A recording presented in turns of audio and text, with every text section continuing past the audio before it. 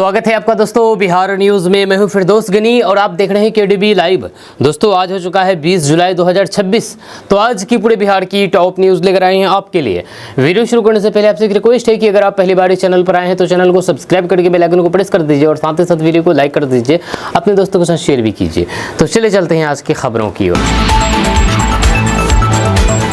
दोस्तों आज बिहार न्यूज़ की शुरुआत सबसे पहले करेंगे कि बिना पासबुक और एटीएम के खाते से 16 लाख रुपए का हुआ ट्रांजैक्शन। बिहार ग्रामीण बैंक की सुरक्षा व्यवस्था पर उठे सवाल, आपका भी है बैंक खाता? तो देखें ये वीडियो। दरअसल बात यह है कि बिहार के मधेपुरा जिला में बिहार ग्रामीण बैंक से जुड़ा एक हैरान कर देने वाला मामला सामने आया है। यहाँ पर साधुपुर गाँव निवासी गोविंद कुमार का आरोप है कि उन्होंने सीएसपी के माध्यम से बैंक खाता खुलवाया था, लेकिन उन्हें ना तो पासबुक मिली और न ही एटीएम कार्ड। इसके बावजूद उनके खाते से यूपीआई के जरिए करीब 16 लाख रुपए का ट्रांजैक्शन हो गया, जिससे बैंक की सुरक्षा व्यवस्था पर गंभीर सवाल उठ गए हैं। जब पीड़ित का आरोप है कि किसी अज्ञात व्यक्ति ने खुद को खाता धारक बता करके बैंक से एटीएम कार्ड प्राप्त कर लिया और उसके बाद खाते से लगातार लेन देन किए गए। जब मामले की शिकायत बैंक, साइबर थाना और फिर संबंधित अधिकारियों से की गई है। ऐसे में अगर आपका भी बैंक खाता है, खास करके बिहार ग्रामीण बैंक में, तो आप होशियार हो जाइए, सतर्क हो जाइए। अपने भी बैंक अकाउंट को आप चेक करते रहें।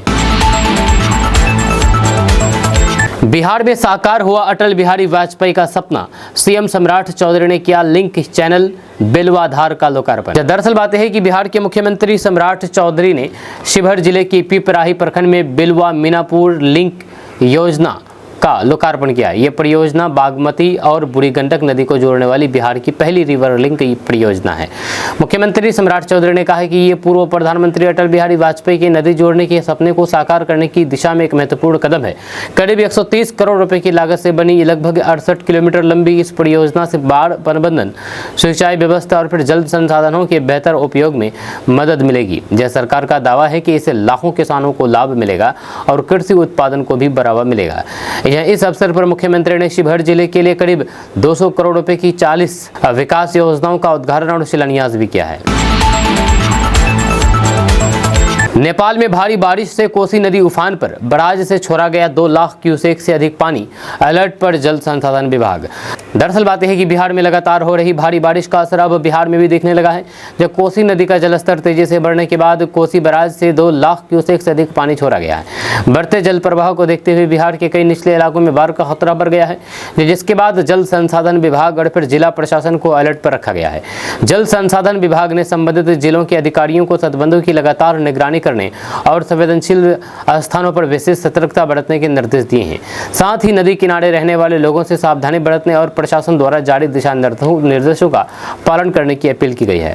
प्रशासन का कहना है कि फिलहाल इस स्थिति पर लगातार नजर रखी जा रही है और जरूरत पड़ने पर राहत एवं बचाव दलों को तुरंत सक्रिय किया जाएगा। यदि नेपाल में बारिश का दौर जारी रहता है तो फिर आने वाले दिनों में कोसी नदी का जलस्तर और बढ़ सकता है, जिससे सीमावर्ती और फिर निचले इलाकों में बाढ़ का खतरा बना रहेगा। गोपालगंज के वसीम अकरम 10 साल की सजा के बाद दुबई से भारत लौटे, पीएम मोदी की पहल से मिली राहत। दरअसल बात यह है कि बिहार के गोपालगंज जिले के रहने वाले वसीम अकरम करीब 10 साल की सजा के बाद दुबई से भारत लौट आए हैं। विदेश में कानूनी मुश्किलों में फंसे वसीम की वतन वापसी प्रधानमंत्री नरेंद्र मोदी की पहल और फिर भारत सरकार के कूटनीतिक प्रयासों के बाद संभव हो सकी है। घर लौटते ही परिवार और फिर गाँव में खुशी का माहौल है। वसीम अकरम को दुबई में विमान की तस्वीर लेने के आरोप में गिरफ्तार किया गया था और वहां की अदालत ने उन्हें 10 साल की सजा सुनाई थी। मामला सामने आने के बाद परिवार ने सरकार से मदद की गुहार लगाई थी। इसके बाद विदेश मंत्रालय और फिर भारतीय दूतावास ने आवश्यक प्रक्रिया पूरी करके उनकी रिहाई और फिर भारत वापसी के लिए प्रयास किए हैं। भारत लौटने के बाद वसीम अकरम और फिर उनके परिजनों ने केंद्र सरकार और प्रधानमंत्री मोदी का आभार जताया है। इस घटना को विदेशों में फंसे भारतीय नागरिकों की सहायता के लिए सरकार की सक्रिय पहल का एक महत्वपूर्ण उदाहरण माना जा रहा है। बिहार के सरकारी अस्पतालों में रेफरल सिस्टम बदलेगा, अब बिना वजह मरीज नहीं होंगे रेफर। दरअसल बात है कि बिहार सरकार ने सरकारी अस्पतालों में मरीजों को बिना आवश्यकता बड़े अस्पतालों में रेफर किए जाने की समस्या पर रोक लगाने के लिए नई गाइडलाइन जारी की है। नई व्यवस्था के तहत अब मरीजों को केवल चिकित्सीय सहायता आवश्यकता होने पर ही उच्च शिक्षा संस्थानों में रेफर किया जाएगा।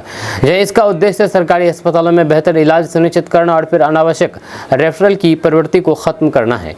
सरकार के अनुसार सुलभ स्वास्थ्य सुरक्षित जीवन कार्यक्रम के तहत जिला अस्पतालों को सुपर स्पेशलिटी और फिर सामुदायिक स्वास्थ्य केंद्र को स्पेशलिटी अस्पताल के रूप में विकसित किया जा रहा है। इससे मरीजों को अपने जिले या फिर नज़दीकी अस्पताल में ही बेहतर इलाज मिल सकेगा और बड़े अस्पतालों पर भी आवश्यक दबाव कम होगा। बांकीपुर उपचुनाव में सत्ता विरोधी की लहर का फायदा उठा सकते हैं प्रशांत किशोर।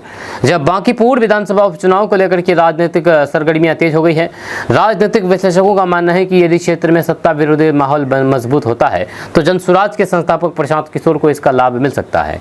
ये चुनाव उनके लिए पहली बड़ी चुनावी परीक्षा माना जा रहा है जिसमें वे सीधे भाजपा उम्मीदवार को चुनौती दे रहे हैं। हालांकि चुनावी मुकाबला आसान नहीं माना जा रहा है।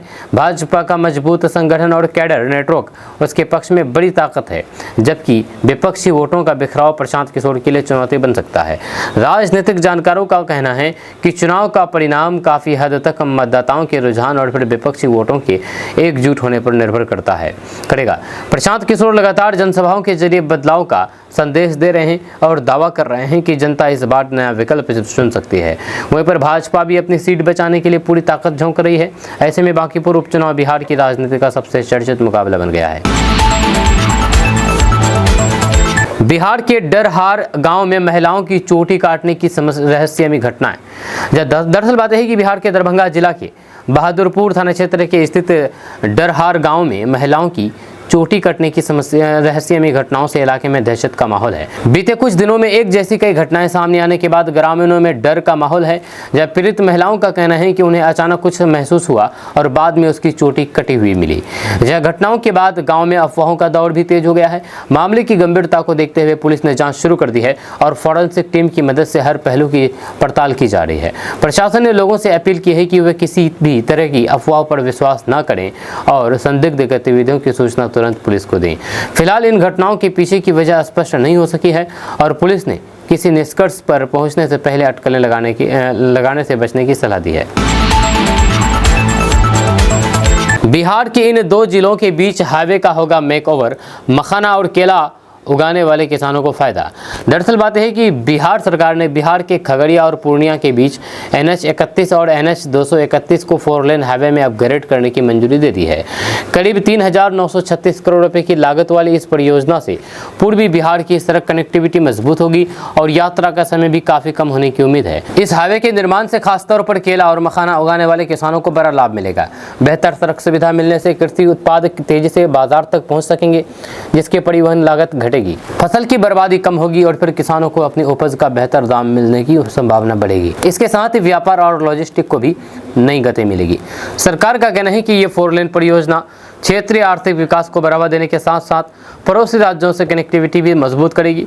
हाईवे की पूरा होने के बाद स्थानीय बाजार, रोजगार और फिर कृषि क्षेत्र को नई रफ्तार मिलने की उम्मीद जताई जा रही है। साइबर फ्रॉड पर लगाम। बिहार में जनवरी 2026 से अब तक कई सफलता हासिल। सोशल मीडिया पर पैनी नजर। दरअसल बात है कि बिहार पुलिस साइबर अपराध पर लगाम लगाने के लिए लगातार अभियान चला रही है। जनवरी 2026 से अब तक साइबर ठगी से जुड़े कई मामलों का खुलासा किया गया है। इसके साथ ही सोशल मीडिया प्लेटफॉर्म पर भी कड़ी निगरानी रखी जा रही है ताकि फर्जी अकाउंट, अफवाह फैलाने वालों और फिर साइबर अपराधियों पर समय रहते कार्रवाई की जा सके।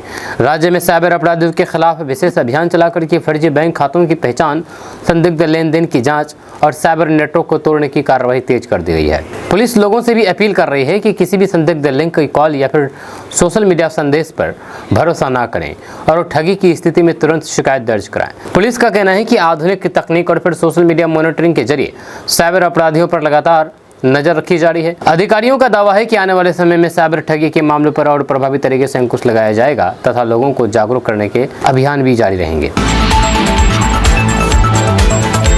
एक रील और सीधे 3 लाख रुपए। बिहार सरकार का ऐलान सुनकर के कंटेंट क्रिएटर की हो गई मौज। जी हाँ, दरअसल बात है कि बिहार सरकार ने श्रावणी मेला और फिर कांवड़ यात्रा के प्रचार प्रसार के लिए कंटेंट क्रिएटर्स के लिए खास प्रतियोगिता शुरू की है। इसमें प्रतिभागी रील या फिर वीडियो बना करके भेज सकते हैं और चयनित विजेताओं को 3 लाख रुपए तक का नगद पुरस्कार दिया जाएगा। प्रतियोगिता में भाग लेने के लिए वीडियो उच्च गुणवत्ता का होना चाहिए और फिर उसे निर्धारित प्रक्रिया के तहत ऑनलाइन जमा करना होगा। सरकार ने स्पष्ट कर दिया है कि केवल मौलिक कंटेंट ही स्वीकार किया जाएगा। तथा AI से तैयार वीडियो मान्य नहीं होंगे। सभी प्रविष्टियों की निर्धारित अवधि तक निगरानी भी की जाएगी। सरकार का उद्देश्य श्रावणी मेला और फिर बिहार की सांस्कृतिक विरासत को सोशल मीडिया के माध्यम से देश दुनिया तक पहुंचाना है। इस पहल से कंटेंट क्रिएटर्स को नई प्रतिभा दिखाने का मौका मिलेगा। वहीं पर बिहार पर्यटन को भी नई व्यापक प्रचार मिलने की उम्मीद है। सोनम वांगचुक के स्वास्थ्य की चिंता सरकार करती है। बिहार सरकार के मंत्री लखेंद्र पासवान का चौंकाने वाला दावा। दरअसल बात है कि बिहार सरकार के मंत्री लखेंद्र पासवान ने सामाजिक कार्यकर्ता सोनम वांगचुक को लेकर के कहा कि सरकार उनके स्वास्थ्य को लेकर के गंभीर है।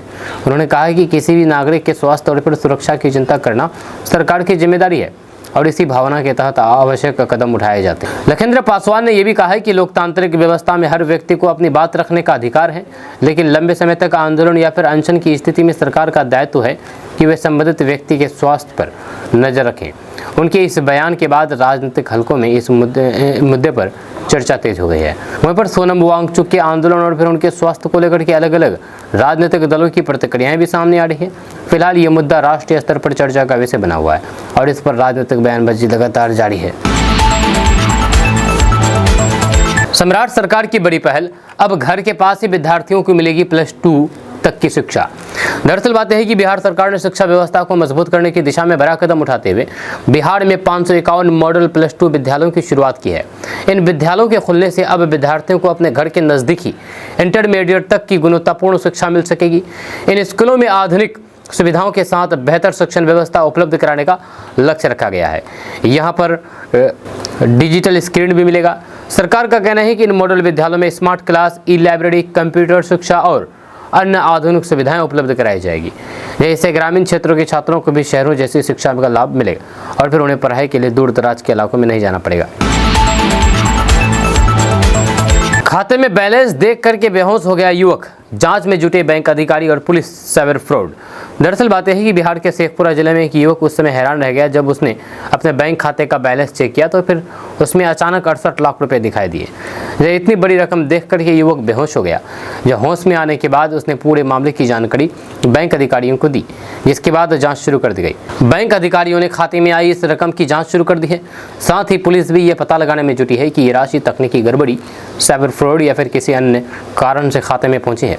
फिलहाल खाते की गतिविधियों की जांच की जा रही है और संबंधित एजेंसियां पूरे मामले पर नजर बनाए हुए हैं। प्रशासन ने लोगों से अपील की है कि यदि किसी खाते में अचानक अज्ञात स्रोत से बड़ी रकम आती है तो फिर उसका उपयोग ना करें और तुरंत बैंक को इसकी सूचना दें। जांच पूरी होने के बाद ये स्पष्ट हो सकेगा कि ये मामला साइबर फ्रॉड का है या फिर किसी अन्य वजह से ऐसा हुआ है। बांकीपुर उपचुनाव में प्रशांत किशोर जिन 3 बातों पर मांग रहे हैं वोट, उसमें है भरपूर कंफ्यूजन। फिर कैसे तोड़ेंगे बीजेपी आरजेडी के वोटर। दरअसल बात है कि बांकीपुर विधानसभा उपचुनाव में जनसुराज के संस्थापक प्रशांत किशोर विकास, शिक्षा और व्यवस्था परिवर्तन जैसे प्रमुख मुद्दों को लेकर के जनता से समर्थन मांग रहे हैं। हालांकि राजनीतिक विश्लेषक का मानना है कि उनके चुनावी संदेश से कुछ बिंदुओं को लेकर के मतदाताओं के बीच भ्रम की स्थिति बनी हुई है। ऐसे में सबसे बड़ी चुनौती भाजपा और राजद के पारंपरिक वोट बैंक में सेंध लगाने की मानी जा रही है। प्रशांत किशोर खुद को पारंपरिक राजनीति का विकल्प बता रहे हैं। वहीं भाजपा और राजद दोनों ही अपने मजबूत संगठन और पुराने जनाधार के भरोसे चुनाव मैदान में डटे हुए हैं। ऐसे में त्रिकोणीय मुकाबले ने इस उपचुनाव को बेहद दिलचस्प बना दिया है। राजनीतिक जानकारों का मानना है कि चुनाव का नतीजा इस बात पर निर्भर करेगा कि प्रशांत किशोर नए मतदाताओं और फिर असंतुष्ट वोटरों को कितना अपने पक्ष में ला पाते हैं। फिलहाल सभी दलों ने प्रचार अभियान तेज कर दिया है और बांकीपुर का चुनाव बिहार की राजनीति का सबसे चर्चित मुकाबला बन गया है। बिहार विधानसभा का मानसून सत्र, जुआ जमीन से लेकर के उद्योग निवेश तक, सरकार 13 विधेयक करेगी पेश। दरअसल बात है कि बिहार विधानसभा का मानसून सत्र शुरू होने जा रहा है, जिसमें राज्य सरकार कुल 13 विधेयक सदन में पेश करेगी। इन विधेयकों में जुआ नियंत्रण, भूमि संबंधित प्रावधानों, उद्योग निवेशकों को बढ़ावा देने और ईज ऑफ डूइंग बिजनेस जैसे कई महत्वपूर्ण विषय शामिल। सरकार का कहना है कि इन विधेयकों का उद्देश्य प्रशासनिक प्रक्रियाओं को सरल बनाना, निवेश को प्रोत्साहित करना और राज्य के विकास से जुड़े विभिन्न क्षेत्रों में आवश्यक कानूनी बदलाव करना है। मानसून सत्र के दौरान इन प्रस्ताव पर सत्ता पक्ष और फिर विपक्ष के बीच विस्तृत चर्चा होने की संभावना है। मानसून सत्र में सरकार के विधायकी एजेंडा के अलावा कई जनहित और फिर राजनीतिक मुद्दों पर भी जोरदार बहस होने के आसार हैं। ऐसे में ये सत्र बिहार की राजनीति और राज्य के भविष्य से जुड़े कई अहम फैसलों के लिए महत्वपूर्ण माना जा रहा है। खेसारी लाल यादव ने प्रशांत किशोर का किया समर्थन, कहा प्रशांत किशोर पूरी दुनिया देखे हैं, उनके पास विजन है। प्रशांत किशोर की जनसुराज को वोट देने की अपील। दरअसल बात है कि भोजपुरी अभिनेता और गायक खेसारी लाल यादव ने बांकीपुर विधानसभा उपचुनाव में जनसुराज के संस्थापक प्रशांत किशोर का खुल करके समर्थन किया है। उन्होंने कहा है कि प्रशांत किशोर भैया पूरी दुनिया देखे हैं, उनके पास विजन है और वे बिहार को नई दिशा देने की क्षमता रखते हैं। साथ ही उन्होंने मतदाताओं से योग्य उम्मीदवार के पक्ष में मतदान करने की अपील की है। खेसारी लाल यादव ने स्पष्ट कर दिया है कि वे स्वयं राजनीति में आने नहीं जा रहे हैं, बल्कि एक बेहतर शिक्षा के लिए उन्हें जो सही विकल्प लगता है उनका समर्थन कर रहे हैं। उनके इस बयान के बाद बांकीपुर उपचुनाव की सियासत और गर्मा गई है तथा जनसुराज के चुनाव प्रचार को नई चर्चा मिल गई है। बांकीपुर सीट पर भाजपा, राजद और फिर जनसुराज के बीच कड़ा मुकाबला माना जा रहा है। सभी दल लगातार जनसंपर्क और फिर चुनाव प्रचार में जुटे हुए हैं। ऐसे में खेसारी लाल यादव का समर्थन चुनावी माहौल में एक अहम राजनीतिक घटनाक्रम माना जा रहा है। वज्रपात की चपेट में आने से युवक की गई जान, खेत की जुताई के दौरान हुआ हादसा। दरअसल बात है कि बिहार के नालंदा जिला में खेत की जुताई के दौरान आकाश से बिजली गिरने से 24 वर्षीय युवक सुबोध कुमार की जान चली गई। यह हादसा कृष्णा बिघा गांव में हुआ, जहां पर युवक ट्रैक्टर से खेत की जुताई कर रहा था। घटना के बाद परिजनों और फिर ग्रामीणों में शोक की लहर दौड़ गई है। स्थानीय लोगों ने युवक को तुरंत इलाज के लिए अस्पताल ले जाने की कोशिश की, लेकिन डॉक्टरों ने उन्हें मृत घोषित कर दिया। परिजनों ने शव का पोस्टमार्टम कराने से इनकार कर दिया। प्रशासन ने लोगों से खराब मौसम और फिर वज्रपात की चेतावनी के दौरान खेतों में काम करने से बचने की अपील की है। मौसम विभाग लगातार बारिश और वज्रपात को लेकर के अलर्ट जारी कर रहा है। अधिकारियों ने लोगों से आग्रह किया है कि बिजली से चमकने या फिर तेज गर्जना के समय खुले मैदान, खेत और फिर पेड़ों के नीचे जाने से बचे तथा सुरक्षित स्थान पर शरण लें। बिहार में 10,000 के लिए गुजराती युवक को बनाया बंधक, नेटवर्किंग कंपनी ने प्रतिनिधि को पुलिस ने किया गिरफ्तार। दरअसल बात है कि बिहार के सासाराम में गुजरात के एक युवक को कथित तौर पर 10,000 रुपये के विवाद में बंधक बना लिए जाने का मामला सामने आया है। गुजरात पुलिस से मिली सूचना के बाद स्थानीय पुलिस ने कार्रवाई करते हुए युवक को सुरक्षित मुक्त कराया और नेटवर्किंग कंपनी के एक प्रतिनिधि मोहम्मद इरफान को गिरफ्तार कर लिया। पुलिस के अनुसार युवक को कंपनी से जुड़े लोगों ने पैसे की मांग को लेकर के रोके रखा था। सूचना मिलने पर छापेमारी करके उसे मुक्त कराया गया। गिरफ्तार आरोपी से पूछताछ की जा रही है और फिर मामले में अन्य लोगों की भूमिका भी जांच की जा रही है। पुलिस ने बताया है कि मामले की जांच जारी है और सभी तथ्यों के आधार पर आगे की कानूनी कार्रवाई की जाएगी। अधिकारियों ने लोगों से किसी भी कंपनी या फिर संस्था से जुड़ने से पहले उसकी पूरी जानकारी और वैधता की जाँच करने की भी अपील की है।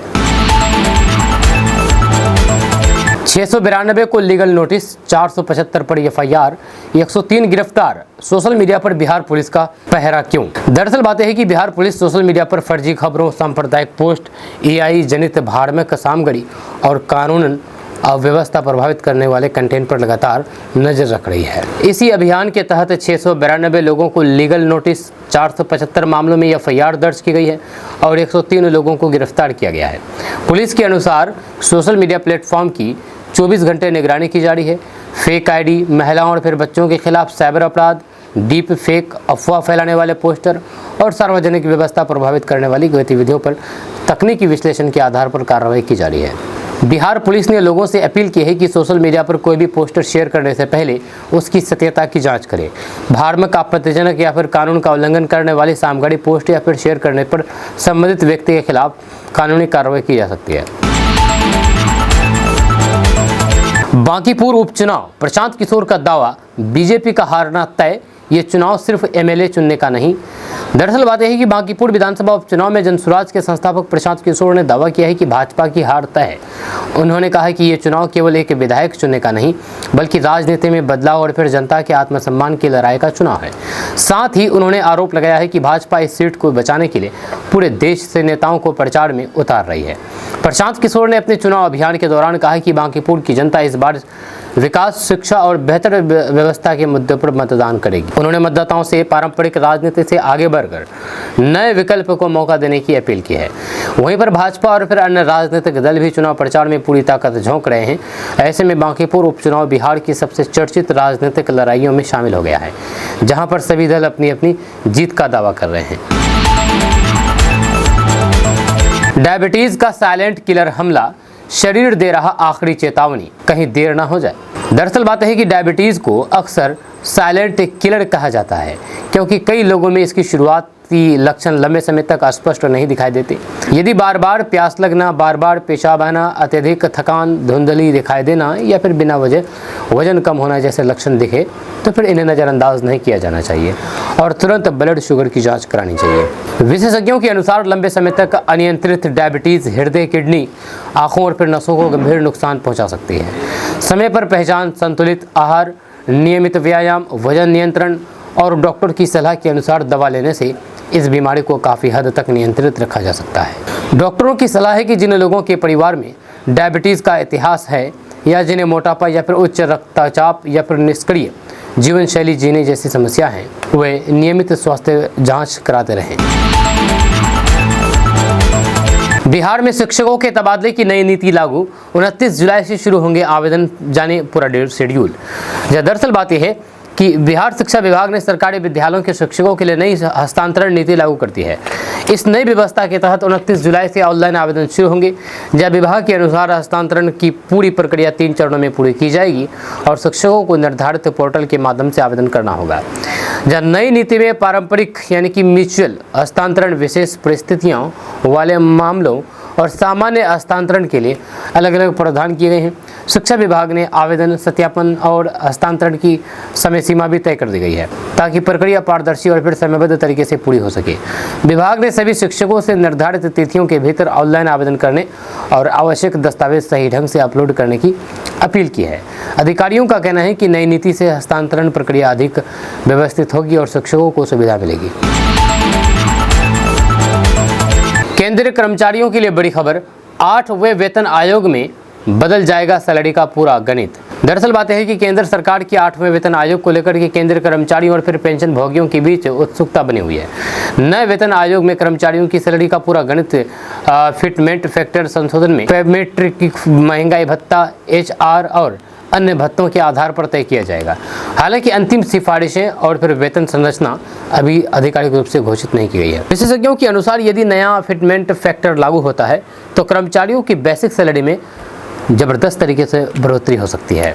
इसके साथ ही HRA, TA और फिर अन्य भत्तों की गणना भी नए बेसिक वेतन के आधार पर होगी, जिससे कुल मासिक वेतन में बदलाव देखने को मिल सकता है।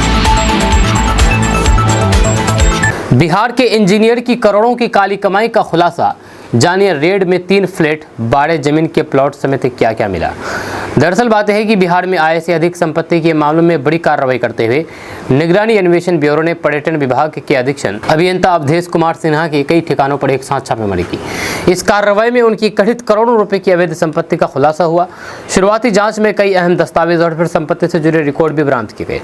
छापेमारी के दौरान अधिकारियों को 3 फ्लैट, 12 जमीन के प्लॉट, 19 बैंक खाते, सोने चांदी के आभूषण, नगद राशि और फिर निवेश से जुड़े महत्वपूर्ण दस्तावेज मिले हैं। जांच एजेंसियां अब इन सभी संपत्तियों के स्रोतों और फिर बैंक खातों में हुए लेन देन की विस्तार से जांच कर रही है ताकि पूरी संपत्ति का सही मूल्यांकन किया जा सके। असली नाम से बुलाने पर चिढ़ गए खान सर, कहा जो मुझे जीजा मानते हैं वही बुलाएंगे मेरा असली नाम से। दरअसल बात है कि पटना के चर्चित शिक्षक खान सर एक बार फिर से अपने नाम को लेकर के दिए गए बयान की वजह से चर्चा में हैं। एक कार्यक्रम के दौरान जब उनसे उनके असली नाम को लेकर के सवाल किया गया तो उन्होंने मजाकिया अंदाज में जवाब देते हुए कहा कि जो लोग उन्हें जीजा मानते हैं वे उनके चाचा से जाकर के पूछ लें। उन्होंने सीधे तौर पर अपनी असली नाम बताने से परहेज किया और फिर पूरे मामले को हंसी मजाक में टाल दिया। खान सर ने बातचीत के दौरान ये भी कहा कि सोशल मीडिया पर उनके नाम को लेकर के तरह तरह की बातें होती रहती है। उन्होंने साफ कह दिया है कि उनके लिए सबसे महत्वपूर्ण उनके छात्र हैं और उनकी पहचान उनके काम से है, न कि नाम से। इस दौरान उन्होंने अपने चाचा का जिक्र करते हुए मजाकिया अंदाज में जवाब दिया है, जिससे वहां मौजूद लोग हंस पड़े। खान सर का ये बयान अब सोशल मीडिया पर तेजी से वायरल हो रहा है। उनके समर्थक इसे उनका हास्यपूर्ण अंदाज बता रहे हैं, जबकि कई लोग उनके असली नाम को लेकर के फिर से चर्चा कर रहे हैं। हालांकि खान सर ने इस पूरे मुद्दे पर कोई भी स्पष्ट खुलासा नहीं किया है। बिहार की सड़कों पर दौड़ेगी इलेक्ट्रिक बसें, मिलने वाली है 100 PME बस। दरअसल बात है कि बिहार के लोगों के लिए बड़ी खुशखबरी मिलने वाली है।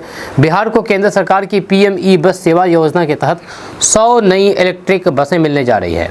इन बसों के संचालन से सार्वजनिक परिवहन को आधुनिक, पर्यावरण अनुकूल और यात्रियों के लिए अधिक सुविधाजनक बनाने की दिशा में बड़ा कदम माना जा रहा है।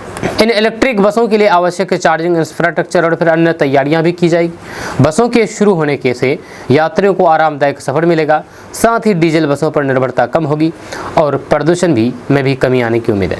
सरकार का कहना है कि ये योजना शहरों में सार्वजनिक परिवहन व्यवस्था को मजबूत करेगी और लोगों को बेहतर यात्रा सुविधा उपलब्ध कराएगी। आने वाले समय में इन बसों के संचालन से बिहार के शहरी विकास को, परिवहन को नई पहचान मिलने की उम्मीद जताई जा रही है। बांकीपुर उपचुनाव को लेकर के प्रशांत किशोर के बारे में पप्पू यादव का बड़ा बयान। पप्पू यादव ने कहा, प्रशांत किशोर बिहार के दूसरे नेटवर्क लाल। जहाँ दरअसल बातें हैं कि बांकीपुर विधानसभा उपचुनाव को लेकर के बिहार की राजनीति में बयानबाजी तेज हो गई है। पूर्णिया सांसद पप्पू यादव ने जनसुराज के संस्थापक प्रशांत किशोर पर तीखा हमला बोलते हुए उन्होंने बिहार का दूसरा नेटवर्क लाल बताया है। उन्होंने आरोप लगाया है कि प्रशांत किशोर बड़े बड़े वादे करते हैं, लेकिन उनकी राजनीति सिर्फ लोगों को भ्रमित करने तक ही सीमित है। पप्पू यादव ने कहा कि बिहार की जनता अब केवल दावों और रणनीतियों से प्रभावित नहीं होगी, बल्कि जमीन पर काम करने वालों को भी समर्थन देगी। उन्होंने ये भी सवाल उठाया है कि बिहार के संघर्ष और जन आंदोलनों में प्रशांत किशोर की क्या भूमिका रही है। इस बयान के बाद बांकीपुर उपचुनाव का सियासी माहौल और गर्म हो गया है। बिहार में पुलिस दीदी की टीम का गठन, महिलाओं की सुरक्षा मजबूत करने के लिए पहल, मंचलों पर कार्रवाई शुरू।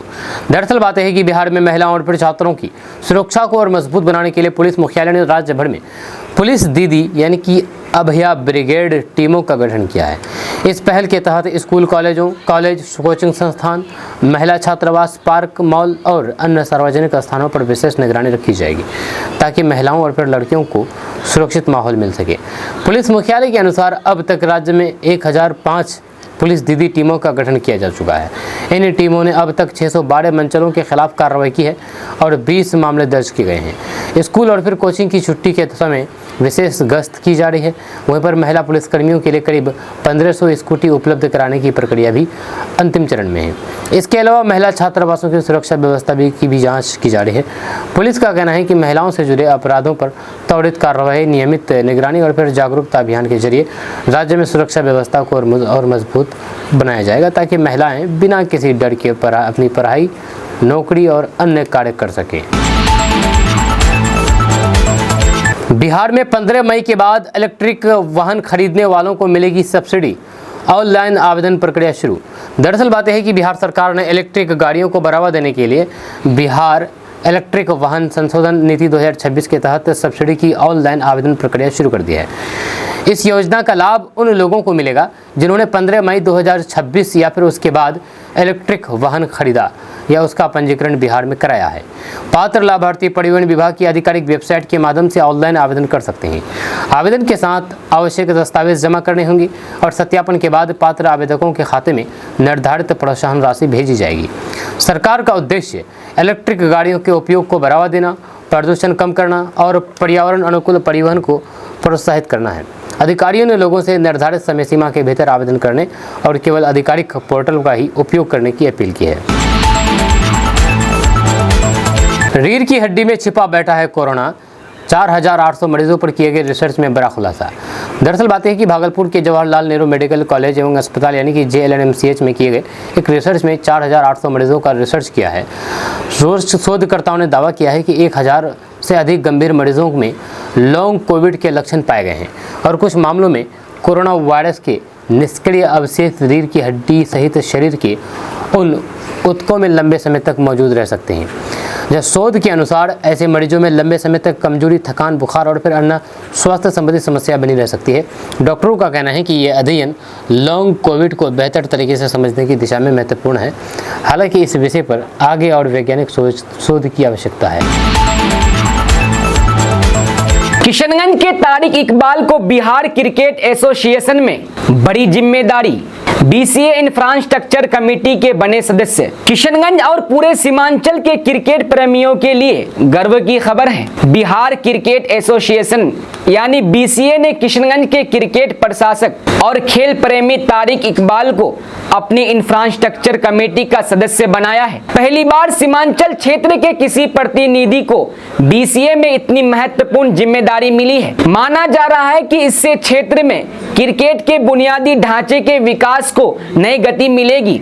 किशनगंज जिले के खेल जगत से एक बड़ी और सकारात्मक खबर सामने आई है। बिहार क्रिकेट एसोसिएशन BCA ने जिले के क्रिकेट प्रशासक एवं खेल प्रेमी तारिक इकबाल को अपनी इंफ्रास्ट्रक्चर कमेटी में सदस्य के रूप में शामिल किया है। इस नियुक्ति को किशनगंज ही नहीं बल्कि पूरे सीमांचल क्षेत्र के लिए एक महत्वपूर्ण उपलब्धि माना जा रहा है। बिहार क्रिकेट एसोसिएशन की इंफ्रास्ट्रक्चर कमेटी में जिम्मेदारी सौंपी गई है।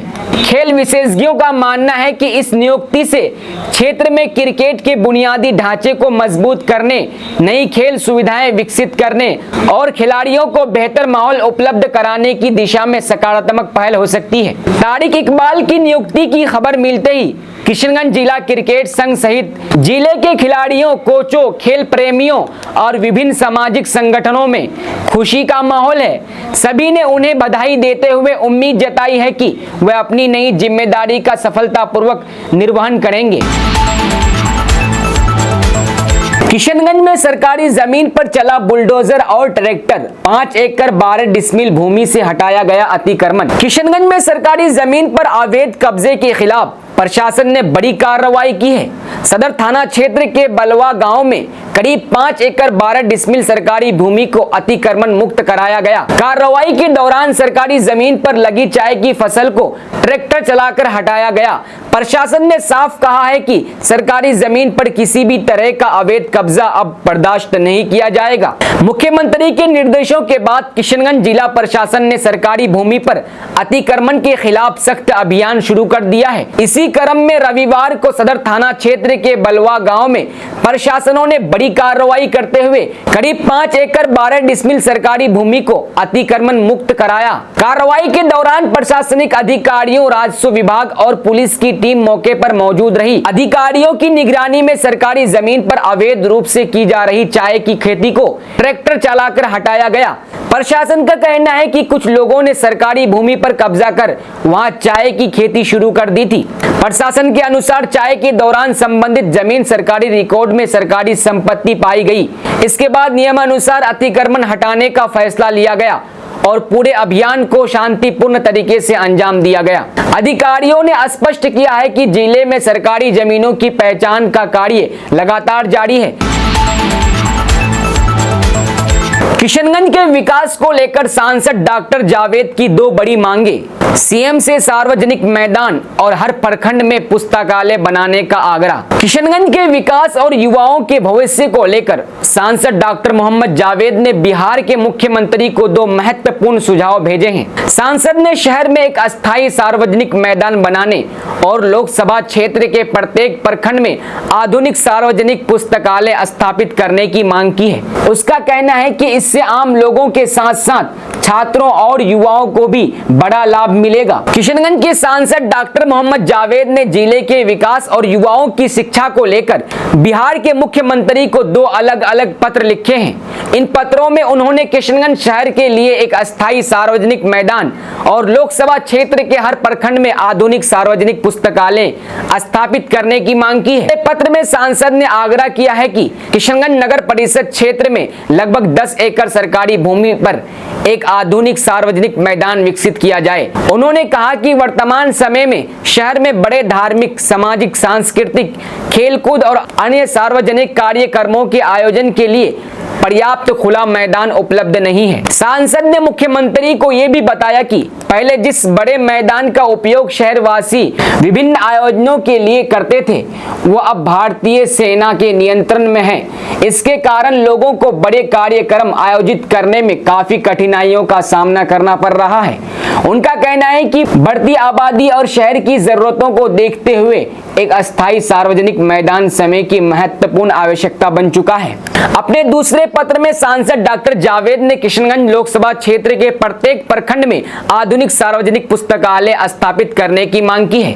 उन्होंने कहा कि प्रतियोगी परीक्षाओं की तैयारी करने वाले विद्यार्थियों, शोधार्थियों और युवाओं को बेहतर अध्ययन संसाधनों की कमी का सामना करना पड़ता है।